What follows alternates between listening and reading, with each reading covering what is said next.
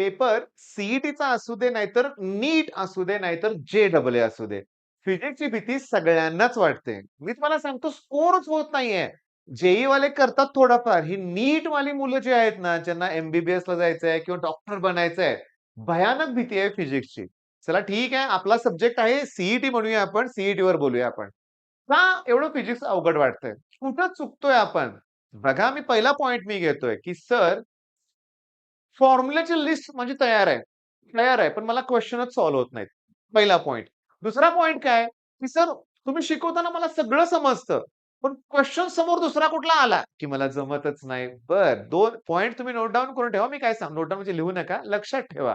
म्हणजे काय-काय सांगितलं मी, की फॉर्म्युले तोंडपाठ आहेत, न्यूमेरिकल जमत नाहीत. तुम्ही शिकवताना तेवढ्यापुरतं समजतंय, परीक्षेतला प्रॉब्लेम कळत नाही. मग चुकतंय कुठं? मी तुम्हाला सांगतो. चुकतंय कुठं माहितीये का, की अर्धवट ज्ञान आहे हे सगळं. होय, तुम्ही घाई करताय एमसीक्यू सॉल्व्ह करण्याची. होय, घाई करताय.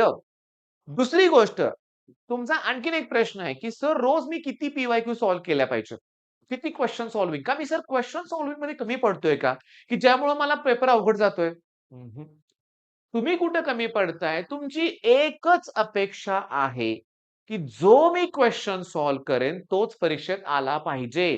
जे मी क्वेशन प्रॅक्टिस करतोय ते ॲज इट इज आले पाहिजेत, येणार नाहीत. होय, येणार नाहीत. पण आपण एक बघितलंय बरं का, की 2023 चा प्रश्न 24 ला आलाय, 24 चा 25 ला आणि 25 ला 26 ला येण्याची शक्यता आहे. मग आपलं मन काय म्हणतंय, की मला प्रत्येक प्रश्न ओळखीचा पाहिजे. होणार नाही. पण प्रत्येक प्रश्न हा सोपा असणार आहे. तर प्रॉब्लेम कुठं होतोय मी तुम्हाला सांगतो. समजून घ्या, पटलं तर व्हिडिओला लाइक नक्की करा. अपेक्षा माझी आहे, की क्वेशन नंबर 1 हा रोटेशनल डायनामिक्स मधला पाहिजे. बरं. क्वेशन नंबर 2, 3 सुद्धा रोटेशनल डायनामिक्स पाहिजे. चौथा प्रश्न फ्लुइड मेकॅनिक्स पाहिजे.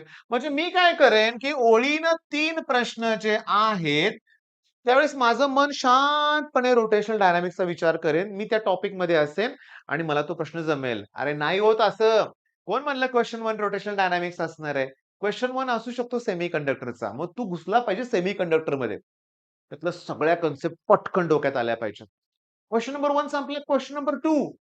क्वेशन नंबर 2 डायरेक्टली येतो स्ट्रक्चर ऑफ एटॉम मॉलिक्युल्स न्यूक्लियमधला. तोही पटकन क्लिक व्हायला पाहिजे. म्हणजे कळालं का चुकतंय कुठं ते? आपण चुकतोय कुठं, की आपल्याला ना क्वेशन चेंज केल्यानंतर टॉपिक चेंज होतोय, पण आपलं मन पटकन सगळे फॉर्म्युले आठवतच नाही. होय. आता मग हे कव्हर कसं करायचं? मग काय करायचं त्याच्यासाठी? बघा, नुसते फॉर्म्युले पाठ करून ना काहीही होणार नाहीये. होय, नाही होणार. तुम्हाला प्रॉब्लेम सॉल्व्हिंग करावंच लागणार आहे. पण या कमी वेळेत प्रॉब्लेम सॉल्व्हिंग करत असताना तुम्ही माझे व्हिडिओ लेक्चर जेव्हा बघताय, चला तुमच्याकडे रँकर्स कोर्स आहे म्हणूया आपण.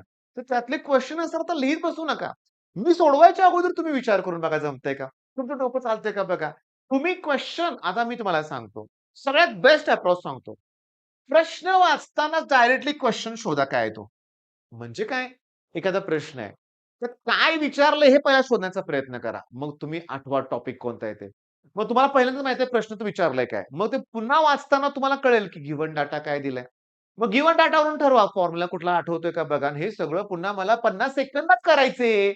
हायली इम्पॉसिबल आहे. सगळ्यांना जमण्यासारखं नाहीये. हो, माहीत आहे मला. मग आमची स्ट्रॅटेजी वेगळी आहे हो. केमिस्ट्रीत आम्ही कमी वेळेत सोडवणार आहे. तो वेळ फिजिक्सला वापरणार आहे. माझे जे बेस्ट स्टुडंट आहेत, त्या सगळ्यांचं म्हणणं होतं, की फिजिक्स, केमिस्ट्रीला 10-15 मिनिटं वेळ शिल्लक राहिला होता. होय. शक्य वाटत नाही ना, पण शक्य आहे. केमिस्ट्रीसाठी परफेक्ट टाईम मॅनेज तर हे शक्य आहे. पण आता मुद्दा असा होतोय, की मला ना आणखीन एक पॉइंट आहे, की मला क्वेशन स्किप करता आले पाहिजेत. नाही येत तर केला स्किप. होय. मोठा क्वेशन आहे, केला स्किप. मी तुम्हाला सांगू का, की मी तुम्हाला असे कितीतरी प्रश्न दाखवू शकतोय. कितीतरी प्रश्न, की ज्याच्यामध्ये फॉर्म्युले विचारलेत. होय. सेंट्रिपिटल फोर्सचा फॉर्म्युला 2024 च्या पेपरमध्ये विचारलाय. फॉर्म्युला आहे पी स्क्वेअर अपॉन एम-आर किंवा L square upon M-R cube. Centripetal फोर्सचे 5 फॉर्म्युले आहेत. डी ब्रॉग्लीज हायपोथेसिस मी तुम्हाला सांगू का? De Broglie's hypothesis. का मी काय करतोय बघा, मी चला एक्झाम गोल ॲप्लिकेशनकडे जातोय. कुठलं ॲप्लिकेशन? एक्झाम गोल नकोय. चला मला ना मार्क्स ॲप्लिकेशनकडे जायचंय. मार्क्स ॲप्लिकेशनमध्ये मला ना पटकन ना नीटचे प्रश्न बघायचे आहेत. नीट एक्झाम. बघा रे कुठे नीटचा पेपर दिसतोय का तुम्हाला? नीट, नीट, नीट. ओके, नीट, सी तुम्हाला मी सांगतो JEE Main, JEE Advance, NTA, JEE Mains, NEET. चला व्ह्यू ऑल करूया आपण. ठीक आहे. ओके. NEET exam. दिसलं मला नीटचं बरं का. आता नीटमध्ये मी केमिस्ट्रीमध्ये नाही, मी फिजिक्समध्ये जातोय. स्ट्रक्चर ऑफ एटम, मॉलिक्युल्स, न्यूक्लियाकडे जाणार आहे बरं का. स्ट्रक्चर ऑफ एटम, मॉलिक्युल्स आणि न्यूक्लिया. ओके. Nuclear physics. अरे ह्यांची नावच वेगळी आहेत. चला ड्युअल नेचर ऑफ लाईटमध्ये जाऊया. ड्युअल नेचरमध्ये जायचंय मला. ओके. ड्युअल नेचरमध्ये. आता नीट बघा मी काय सांगतोय. शांतपणे लक्ष द्या. क्वेश्चन नंबर 2 बघा. A photon and electron have the same energy ratio of their de Broglie's wavelength. Ratio of their de Broglie's wavelength. अरे हे आन्सर आहे. बरोबर आहे. आपल्या रँकर्स कोर्समध्ये घेतलंय आपण. 43 मिनिटात अख्खं डी ब्रॉग्लीज घेतलंय. त्याच्या बाहेरचं काही येऊ शकत नाही. असा अभ्यास करा. मी तुम्हाला सांगू का? डी ब्रॉग्लीचे इतके प्रश्न असतात की विचारूच नका. नीट हे घ्या, हे डी ब्रॉग्लीज वेव्हलेंथ आहे. अरे क्लिअरली डी ब्रॉग्लीज वेव्हलेंथचा फॉर्म्युला असतो लॅम्बडा इक्वल्स टू आपल्या व्हिडिओत बघा 8 फॉर्म्युले दिलेत. एच अपॉन रूट मध्ये ट्वाइस एम ई. ओके किंवा ई इंटू स्टॉपिंग पोटेन्शियल. तर इथं स्टॉपिंग पोटेन्शियल सेम असेल तर मास आणि चार्जला ते इन्व्हर्सली प्रोपोर्शनल आहे. ऑब्व्हियसली मास आणि चार्ज जास्त असेल तर डी ब्रॉग्लीज वेव्हलेंथ कमी असणार आहे. मग इलेक्ट्रॉन मास आणि चार्ज कमी आहे ना अल्फा पार्टिकल पेक्षा, मग त्याची डी ब्रॉग्लीज वेव्हलेंथ जास्त असणार. अरे येणारच बरोबर आहे हे. तुम्हाला एक्सप्लेन करतोय म्हणून मला किती वेळ लागला? 30 सेकंद लागला. 2 अरे पण हे नीट आहे. अरे नीटचे क्वेश्चन पेपर सोपे नाही अवघड असतात. मी तुम्हाला सांगतो हे घे परत डी ब्रॉग्लीज वेव्हलेंथ. आता बघा डी ब्रॉग्लीज कधी आला नाही असं झालं नाही. हे घ्या परत डी ब्रॉग्लीज वेव्हलेंथ. अरे पोटेन्शियल डिफरन्स दिले 81. आपल्या क्रॅश 45 मिनिटाच्या व्हिडिओत बघा. डी ब्रॉग्लीज वेव्हलेंथचा फॉर्म्युला आहे 1.228 डिवाइड बाय रूट मध्ये स्टॉपिंग पोटेन्शियल 81 दिले. स्क्वेअर रूट किती येणार? 9. मग 1.228 ला 9 न डिवाइड करा. आता 1 पॉइंटला 9 न डिवाइड केल्यावर 0 पॉइंट आन्सर आलं पाहिजे. आता हे आलंच पाहिजे बरं का आन्सर बरोबर. आज रे कुठं सॉल्व्ह केलं मी? कुठं सॉल्व्ह केलं? अरे आपल्या वायवा सीरीज मध्ये आपण तेच द्यायला लागलोय. मग आता वाटते ना फिजिक्स सोपं. मग केलं का तो व्हिडिओ माझा रँकर्स कोर्सवर फ्री ठेवलाय. मॅलिस लॉचा पण मी फ्री ठेवलाय. प्लीज तसा अभ्यास करा. अरे किती बघाय काय मॅक्सिमम कायनेटिक एनर्जी. अरे नीट कायनेटिक एनर्जी इंटेन्सिटीवर डिपेंड नसते. कायनेटिक एनर्जी वेव्हलेंथवर डिपेंड असते. फ्रिक्वेन्सीवर, वेव्ह फंक्शनवर is independent of intensity. Intensity हे बरोबरच येणार आहे. आलंय बरोबर. मग आता डी ब्रॉग्लीज आलं नाही असं झालंच नाहीये लक्षात घ्या. मिनिमम वेव्हलेंथ पुन्हा तेच आहे. 1/√V. आता मी डायरेक्टली क्लिक केलंय. अरे बरोबर. अरे रे रे थांबा. हा प्रश्न मला माहित नाही बरं का. एक्स-रेचा वेगळा आहे. डी ब्रॉग्लीज नव्हता लक्षात घ्या. ओके. पण तुम्हाला सांगतो डी ब्रॉग्लीचे जास्तीत जास्त प्रश्न हे असतात म्हणजे असतातच लक्षात घ्या. वर्क फंक्शन थोडंसं वेगळं आहे लक्षात घ्या. थोडंसं वेगळं आहे. मग आता काय केलं पाहिजे? कुठली बी कन्सेप्ट घेतली, की त्याचे सगळे फॉर्म्युला एकत्र आणा. हां, माझा व्हिडिओ बघून तुम्हाला ते कळणार आहे. त्याशिवाय फिजिक्स इम्प्रूव्ह होणार नाहीये. तो फ्री आहे. ॲप डाउनलोड करा. लिंक दिली डिस्क्रिप्शनमध्ये कराच. ओके. आणि तो बघून झाल्यावर पुन्हा या व्हिडिओकडे या आणि कमेंटमध्ये सांगा, की तुम्हाला आता समजलंय फिजिक्सचा अभ्यास कसा करायचा ते.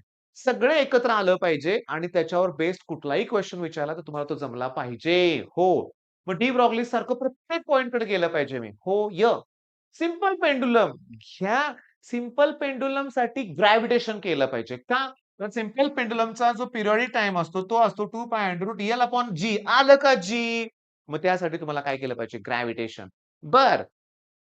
पुन्हा सिंपल पेंडुलम आहे ना, मग लिफ्ट अपवर्ड जाते, लिफ्ट डाउनवर्ड मग त्याचा ॲक्सेलरेशन काय इफेक्ट होतो? हेही तुम्हाला कळायला पाहिजे. होय.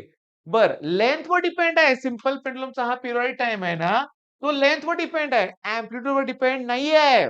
तेही तुम्हाला आलं पाहिजे. मग हे सगळं आपल्या त्या क्रॅश कोर्समध्ये कव्हर आहे. तुम्हाला फक्त ते व्हिडिओ बघायचेत. हो, आणि माझ्याबरोबर पी-वाय-क्यू सॉल्व्ह करायचेत. मला पॉज करून, व्हिडिओ माझा पॉज करून तुम्ही स्वतः प्रयत्न करायचेत. नाही जमलं तर व्हिडिओमध्ये बघा सोल्युशन. सिंपल साध्या मराठी भाषेत मी ते शिकवलंय. त्याचा आनंदच वेगळा आहे. लक्षात घ्या. तुम्हाला समजतंय ते हे समजून घ्या. बरं आता बराच वेळ तुम्ही माझं बोलणं ऐकलंय. विषय काय होता, की आता फिजिक्सचा स्कोर इम्प्रूव्ह जर करायचा असेल, तर मला काय गोष्टी कराव्या लागतील? तर पहिली गोष्ट म्हणजे मला करावं लागेल टाईम मॅनेजमेंट. होय, टाईम मॅनेजमेंट. तुम्ही ॲट एनी कॉस्ट केमिस्ट्रीचा पेपर साठी फक्त 15 मिनिटं वेळ द्यायचा. आता मी तुम्हाला सांगतो 20 तारखेला 20 फेब्रुवारी बरं का 20 फेब्रुवारी कुठं 20 मार्चला आपली फुल लेंथ टेस्ट फ्री आहे सगळ्यांसाठी. रँकर्स कोर्स त्यासाठी रँकर्स बॅच त्यासाठी डाउनलोड करा. ओके. तर त्याच्यामध्ये ही स्ट्रॅटेजी वापरायची. केमिस्ट्रीला पहिली 15 मिनिटं वेळ द्यायची. त्या 15 मिनिटात मला केमिस्ट्रीचे 30 प्रश्न सॉल्व्ह होतात. 8 मिनिटात होतात. पण 15 मिनिटं वेळ दिलाय. ओके. अवघड प्रश्न नाही. लेंथी क्वेशन स्किप करायचे लक्षात घ्या. अवघड तर स्किप करणार. नंतर 30 मिनिटं द्या की फिजिक्सला. तर 30 मिनिटं. त्यात 15 ते 20 क्वेशन तुमचे सॉल्व्ह होतील. कदाचित कमी पण होतील. होऊ देत. पण इथे 10 जमले, इथे 30 जमले. एक 40 मार्क तर फिक्स होतील. आता तुमच्याकडे निम्मा वेळ उरलाय. 45 मिनिटाचा वेळ आहे. त्या 45 मिनिटापैकी तुम्ही 15 ते 20 मिनिटं जरी केमिस्ट्रीला अजून दिली, तर ते उरलेले प्रश्न इथे कव्हर होतात. आणि कॉन्फिडन्स आलेला असतो. मन शांत झालेलं असतं. चुकतंय कुठं? यातला पहिला प्रश्न फिजिक्सचा सोपा वाटला म्हणून. 3 मिनिटं कुठे गेली कळालं नाहीत. झालंय मुलांचं 2 नंबरच्या टेस्टमध्ये 3 मिनिटं गेली पहिल्या प्रश्नात. जमत होता म्हणून घेतला, पण गेला की वेळ. दुसरा प्रश्न अवघड, तिसरा अवघड, मग गेला कॉन्फिडन्स आणि त्यात गेला अर्धा तास. "अय्यो! माझं अजून केमिस्ट्री राहिलंय, कधी होणार?" अशी भीती निर्माण झाली. खुश झालं सगळं म्हणूया आपण आणि सगळं खुश होऊन पेपर द्यायचं सोडून दिला. हो, अशी मुलं होती. लास्ट इयर माझ्याकडे एक स्टुडंट होता. 1% आलं होतं सी मी त्याच्या पालकांना म्हणलं, "अहो शक्य नाहीये 1% कसं तुम्ही सांगताय?" तर पेपर अटेम्प्टच केला नाही. सोडून दिलं. अरे गोळ्या तरी मारायच्या तेही नाही. का?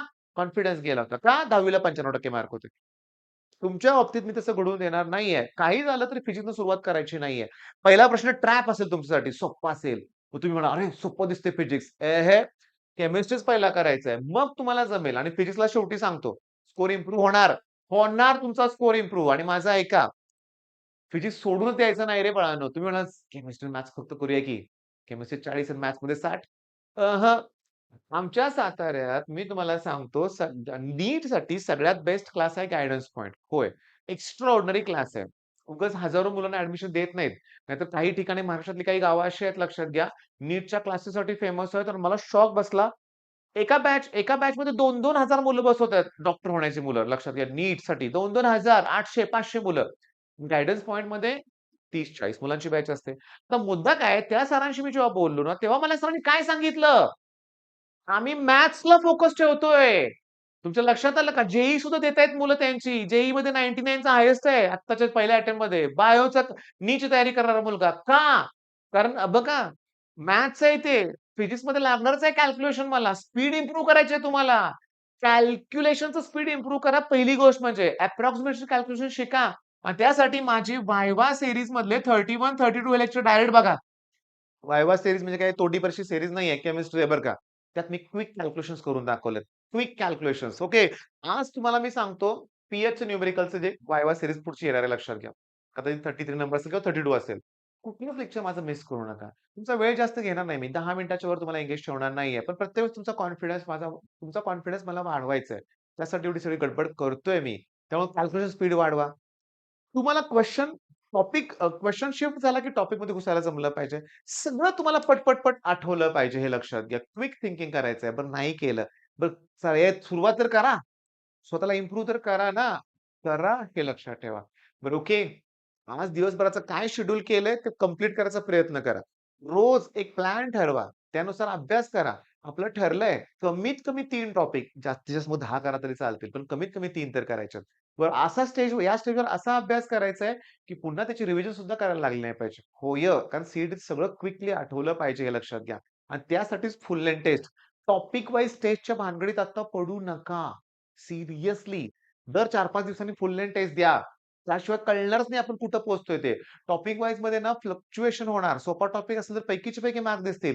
अवघड असेल तर तुम्ही टेस्टच देणार नाही मला माहिती तुम्ही घाबरट मुलात बऱ्यापैकी सगळे नाहीत बरं का. पण बरीचशी मुलं घाबरतात. अजून झालंच नाही. अरे नाही, फुल लेंथ टेस्ट द्या. कितपत आठवते ते बघा ना. त्यामुळं मी बोललोय मगाशी 20 तारखेला फुल लेंथ टेस्ट आहे. सगळ्यांसाठी फ्री आहे. नक्की द्या. All the best.